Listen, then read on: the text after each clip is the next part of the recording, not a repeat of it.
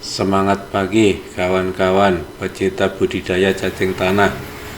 Kali ini kami ingin berbagi rasa syukur kawan-kawan, bagaimana kita bahagianya melihat ikan koi kita sangat-sangat antusias untuk memakan pakannya berupa nutrisi istimewa, yaitu yang berupa cacing tanah. Nah, ini kawan-kawan bisa menyaksikan sendiri ya, mereka sangat-sangat antusias untuk memakan cacing tanah tersebut, karena memang cacing tanah ini sangat-sangat bernutrisi ya bagi pertumbuhan ikan koi kita. Nah, bagaimana yang kami lakukan?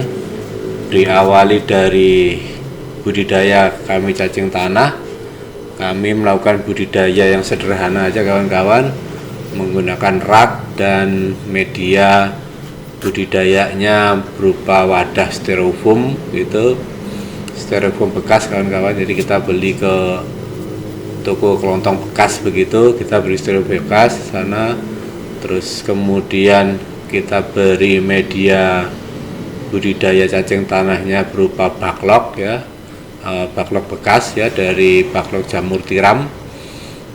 Kita bisa mendapatkan secara gratis atau beli murah gitu ya dari limbah backlog jamur tiram tersebut. Kemudian juga pakannya juga menggunakan pakan bekas, yaitu menggunakan ampas tahu kawan-kawan. Ampas tahunya bisa kita beli di pabrik tahu gitu ya, dengan harga yang cukup murah kawan-kawan.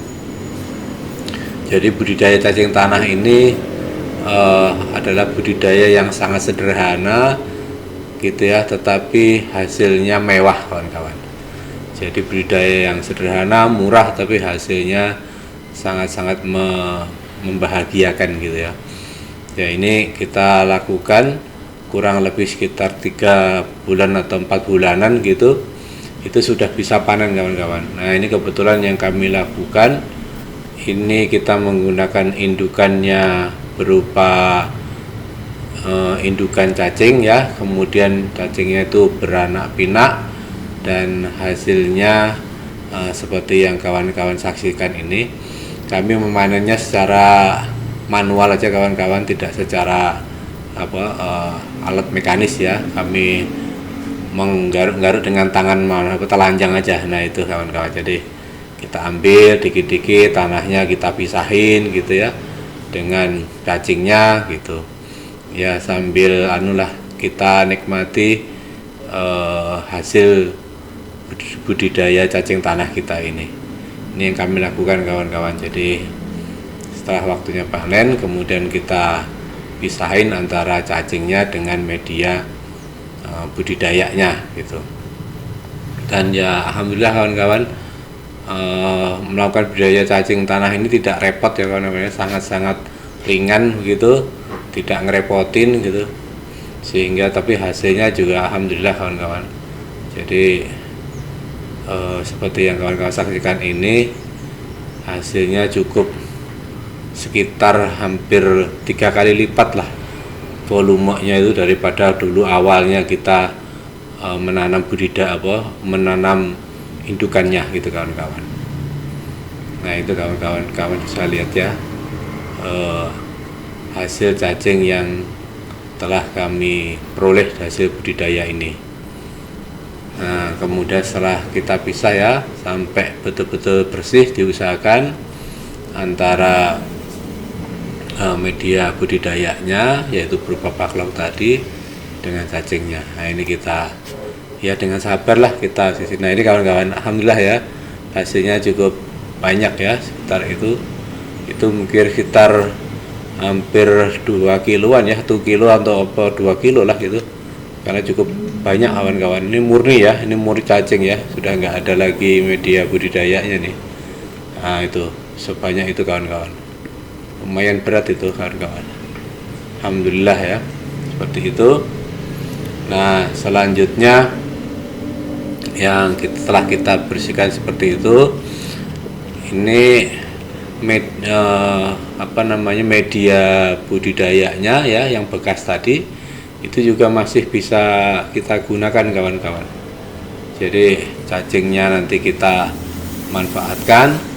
Nah, kemudian ini wadahnya ya sudah sampai kosong ya, sudah bersih, sudah nggak ada lagi cacing tertinggal. Nah, kemudian sekarang adalah media budidayanya ya, ini ya menggunakan backlog gitu.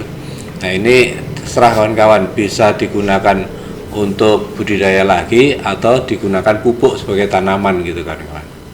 Nah, kenapa video ini kami tampilkan? Kami ini berbagi tentang nutrisi bagi ikan koi kita. Jadi ikan koi kita itu akan tumbuh dengan bagus, itu dia sangat memerlukan unsur protein kawan-kawan. Nah, protein yang paling bagus itu mutunya dipengaruhi oleh nilai atau kandungan asam amino esensilnya gitu. Nah, asam amino esensil ini yang terbaik adalah dari hewani kawan-kawan, daripada yang nabati. Nah, untuk itu berdasarkan literatur yang ada, ternyata cacing tanah itu mempunyai kandungan proteinnya itu 64-72% kawan-kawan dari berat keringnya. Dan itu lebih tinggi daripada tepung ikan atau tepung daging bahkan. Nah, ini kalau dibandingkan terhadap keong mas dengan bekecot dan dari sutra itu ternyata lebih tinggi. Nah, itu kawan-kawan. Jadi kita melakukan budidaya cacing tanah dengan sederhana, tapi hasilnya mewah dan sangat bisa menjadi nutrisi yang istimewa bagi ikan koi kita. Nah, caranya bagaimana supaya kita aman buat ikan koi kita? Karena ini cacing segar kawan-kawan, harus kita cuci kawan-kawan. Jadi kita cuci berkali-kali ya, sampai kotorannya itu hilang, bersih, sampai lendirnya cacing itu juga bersih ya, tidak ada lagi lendir. Terus kutu-kutu tanahnya juga sudah terbuang ikut airnya itu ya, sehingga betul-betul diharapkan nanti cacingnya sudah betul-betul dalam keadaan tercuci bersih begitu, tidak ada lagi unsur-unsur parasit atau bakteri gitu ya, ataukah kutu-kutu tanah ataukah impurity yang lainnya gitu ya. Nah, ini karena ini kita memberi pakannya dalam keadaan segar. Nah, setelah kita cuci dengan bersih, nah ini kawan-kawan, ini kebetulan kami memelihara ikan koi, jumlahnya ribuan kawan-kawan.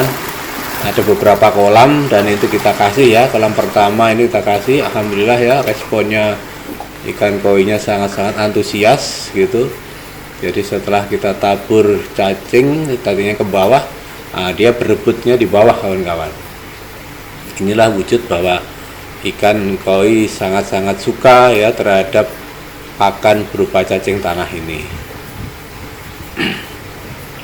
Selanjutnya kita coba pindah ke kolam yang lainnya.